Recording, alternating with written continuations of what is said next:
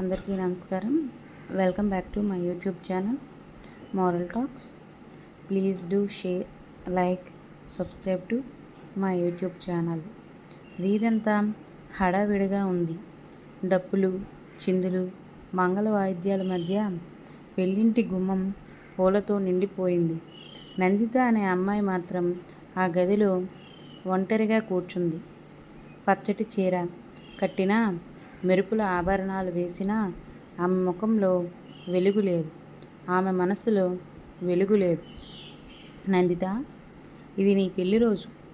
ఒక్కసారి అద్దంలో నీ రూపం చూడు అని స్నేహితురాలు మాధవి నిశ్చలంగా నిలబడింది.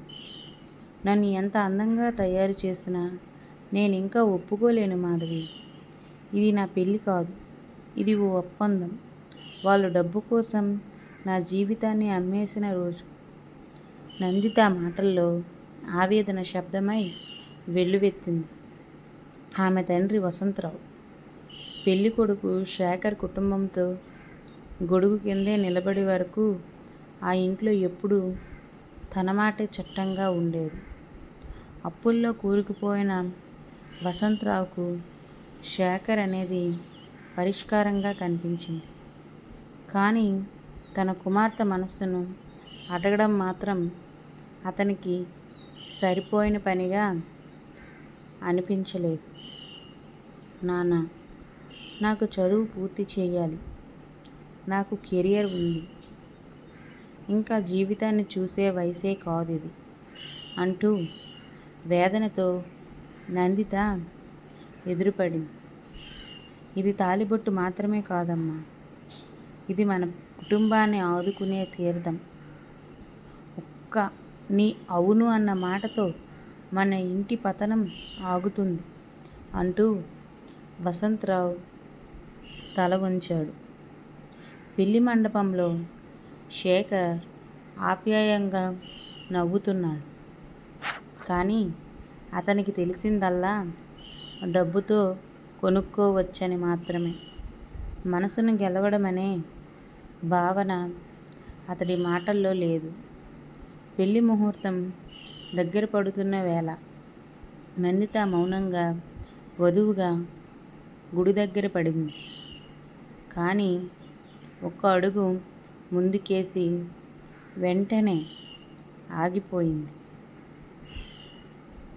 అతని చేతిలో తాళిబొట్టు ఉండగా ఆమె చేతిలో ఒక గొప్ప నిర్ణయం ఉంది.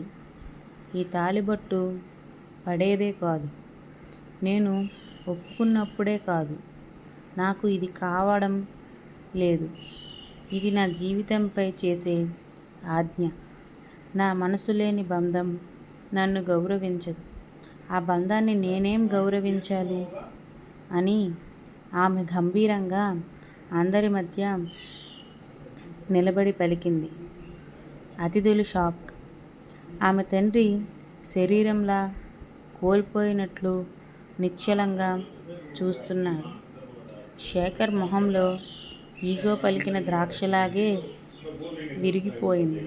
నాన్న, నేను అమ్మాయిని, కానీ నీ అప్పుల భారం కాదు. నేనొక మనిషిని. నా అంగీకారం లేకుండా, ఒప్పుకోకుండా ఎవరికీ జీవిత భాగస్వామిగా మారలేను. ఇది నీ పరువు కాదు, ఇది నా జీవితమే అంటూ ఆమె వెనక్కి తిరిగింది. ఆ రోజు ఆమె పెళ్ళి కాలేదు, కానీ ఆమె శక్తిగా మారిన రోజు. కొన్ని రోజులు గ్రామస్తులు తిట్టారు, బంధువులు దూరమయ్యారు. కానీ నందిత తలకులు మెరిసిన చదువు పూర్తి చేసింది, ఉద్యోగం సాధించింది. అదే ఊరిలో అదే తండ్రి కళ్ళ ముందు తనకే పెళ్లి సంబంధాలు రాలేదు, కానీ ఆమె పేరుతో పాఠశాలలు తెరుచుకున్నాయి.